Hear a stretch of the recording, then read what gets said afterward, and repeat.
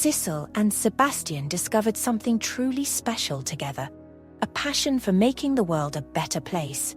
It started with their charity event, which wasn't just about raising money, but about creating something meaningful. The evening exceeded everyone's expectations. People came together inspired by the causes they championed, things like education, environmental conservation, and community aid. The turnout was overwhelming, and the amount of money raised left Sicil and Sebastian both stunned and deeply grateful. Seeing so many people unite for something bigger than themselves lit a fire in them to do even more. Their families, who'd been through plenty of ups and downs together, couldn't have been prouder. Watching Sicil and Sebastian grow into people who weren't just chasing success but truly giving back filled them with pride. Arthur and Albert, always keen to spot potential, decided it was time for a big change. Looking at Sebastian's earlier success in running Uncle George's business after him and the current commitment to the ongoing business alongside the event, they were more than confident about his skills, his strategic mindset, and his ability to manage multiple projects while driving value to each of them. They announced that Sebastian would take over as CEO of the Wilson business. It was a huge responsibility, but they knew he had the leadership and heart to guide the company into a future focused on sustainability and innovation. At the same time, Sicil's compassion and dedication to philanthropy didn't go unnoticed. She was given the chance to lead the foundation side of the Wilson and Anderson conglomerate, focusing on initiatives that truly mattered, helping communities, supporting education, and fighting for the environment. She dove into the role wholeheartedly, knowing she could make a real difference. Together, Sicil and Sebastian were more than a couple. They were a team, building a life that wasn't just about themselves, but about the world around them. Even as Sicil embraced her new life, she didn't forget the past. She stayed in touch with Ethan, and while things hadn't worked out between them romantically, she valued the role he'd played in her life. They shared the understanding that sometimes people come into your life to help you grow, and that's exactly what they'd done for each other. Ethan was thriving too. His restaurant had become a huge success, drawing crowds with its warmth, charm, and amazing food. Sicil couldn't help but smile when she heard how happy he was. The love triangle that once seemed so complicated had faded into a distant memory, replaced by clarity and peace. Sicil, Sebastian, and Ethan had all found their own paths, and there was no bitterness, just gratitude for how everything had unfolded. They'd each grown in ways they never expected, and the lessons from their journey would stay with them forever. The air was charged with emotion as Sicil stepped into the quaint chapel, her delicate white gown flowing like a whisper of grace. She held tightly to Albert's arm, her heart a symphony of emotions, love, anticipation, and the bittersweet pang of leaving one chapter behind to step into another.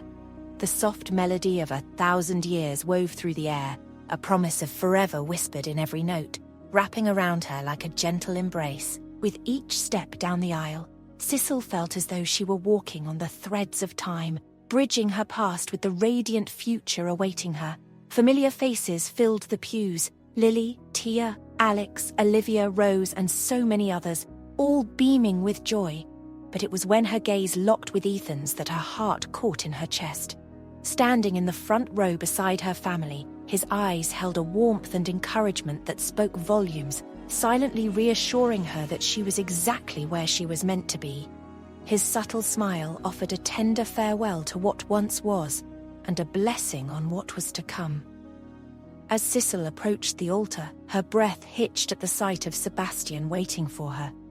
He stood there, a picture of quiet strength and uncontainable anticipation, his love for her radiating like a beacon. At that moment, the world around her softened, and all she could see was him, the man who had filled her life with passion, adventure, and the kind of love she had only ever dreamed of. Albert, his eyes glistening with pride, leaned down to kiss her cheek before gently placing her hand in Sebastian's. It was a small gesture, but it carried the weight of a lifetime of love and trust. As Sebastian's fingers entwined with hers, a spark ignited between them, a promise that this moment was the start of everything they'd ever hoped for. "Sicil," Sebastian began, his vows, his voice steady yet tender.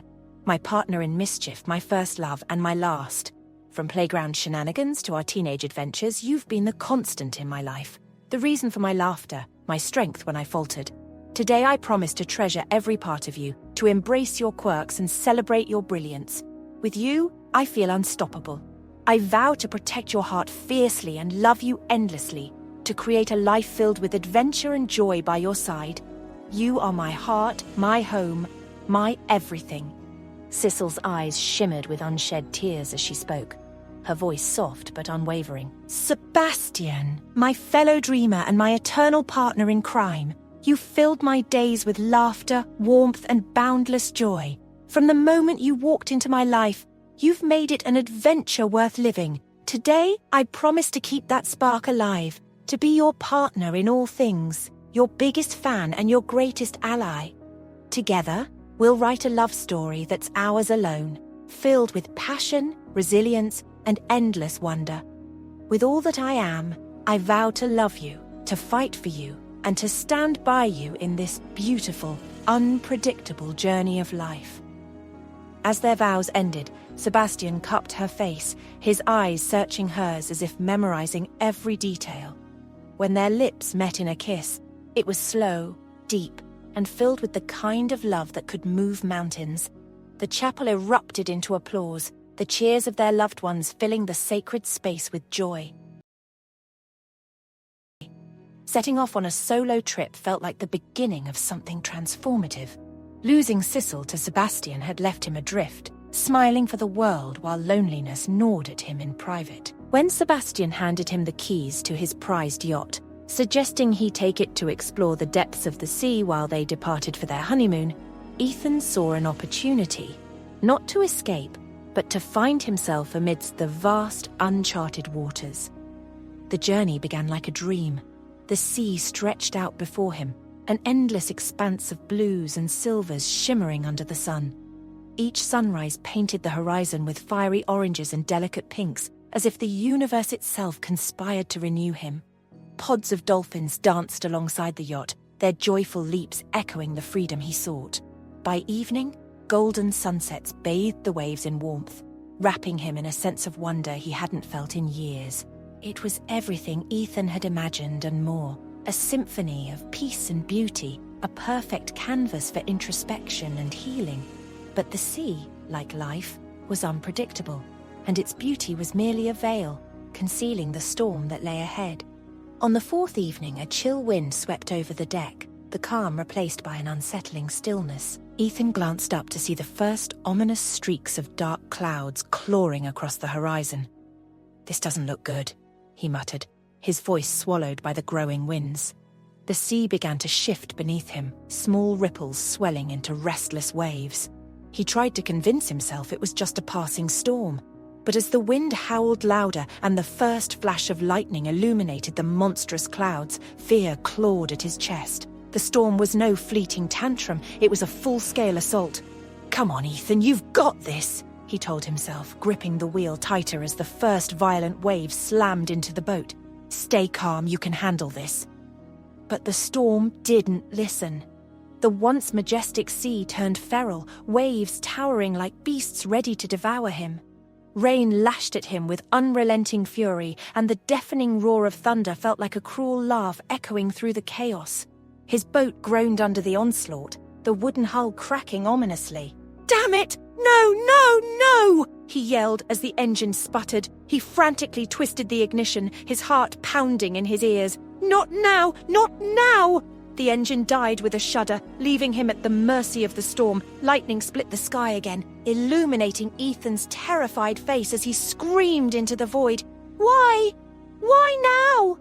But the storm had no mercy, and his voice was swallowed by the howling winds. When the storm finally passed, it left behind an eerie silence. Ethan lay sprawled on the deck, his body trembling with exhaustion and cold. He opened his eyes slowly, blinking against the harsh sunlight that now mocked him with its indifference. The boat, his sanctuary, was beyond repair. Pieces of it floated around him like the remnants of a dream turned nightmare. "God, what now?" he whispered, his voice raw and barely audible. He sat up, his muscles protesting, and surveyed his grim reality. The horizon stretched endlessly, offering no sign of land, no hint of rescue. His throat burned with thirst, and his stomach ached with a hollow, gnawing pain. His supplies were gone, his radio silent, his flares lost to the storm. The first night after the storm was the worst. As darkness fell, it wrapped him in a suffocating loneliness. The stars, once a source of wonder, now seemed cruel and distant. He talked to himself, his voice a desperate lifeline against the oppressive silence. "You're going to die out here," he said aloud, his voice trembling. "No one knows where you are. No one's coming." Then, almost angrily, he spat, "No, don't think like that. Someone will find you. They have to." But even as he said the words, doubt clawed at his resolve. By the third day, delirium had begun to set in. The relentless sun beat down on him and the salty air stung his cracked lips. He lay on the deck, staring blankly at the sky, his mind teetering on the edge of despair. "This is it," he whispered. "This is how it ends. Alone, forgotten." He thought of his family, of Sicil, and of all the moments he'd never have. Tears slid down his face, mixing with the salt water that crusted his skin. "I'm sorry," he murmured, his voice breaking. Just as he was ready to surrender to the vast, uncaring sea, his blurry eyes caught something, a faint smudge on the horizon. He squinted, his heart lurching. It wasn't a mirage. It was land. Adrenaline coursed through him, and he scrambled to his feet, his body screaming in protest. Oh my God," he muttered, his voice cracking with disbelief and hope. He staggered toward the edge of the boat, his hands trembling as he clung to the railing. As he drifted closer, the shape of the island became clearer, a small, rugged landmass, and then movement, a figure. Someone was waving from the shore. "Thank you, God," Ethan whispered, tears streaming down his face. His heart swelled with gratitude, a faint smile breaking through his cracked lips. But as his boat drifted nearer, the figure on the shore became clearer, and his relief turned to shock. "No, that's not possible," he breathed, his voice shaking. The person waving at him wasn't just anyone. Ethan's mind raced, his body frozen as a chill ran down his spine. How could this be possible on this barren island in the middle of nowhere? The waves pushed his broken boat closer, and her figure grew sharper, unmistakable. But something about her expression, the way she stood, made the hairs on the back of his neck stand on end. Ethan's heart thundered in his chest as a single, terrifying thought surfaced. Was it really her? Or was it something else entirely? The woman waving from the shore was now unmistakable. He whispered hoarsely, his voice lost to the wind. "Lily." Dear listeners, a heartfelt thank you for joining me on this incredible journey through my debut novel, From First to Forever. It's been such a joy to bring this story to life, and I hope you've enjoyed listening to it as much as I loved writing it. But don't worry, the adventure isn't over yet. There's so much more to discover. What really happened on the deserted island? What's Lily been up to, and what's next for her and Ethan? All of these questions will be answered in Book 2, Perspective. I can't wait to share it with you.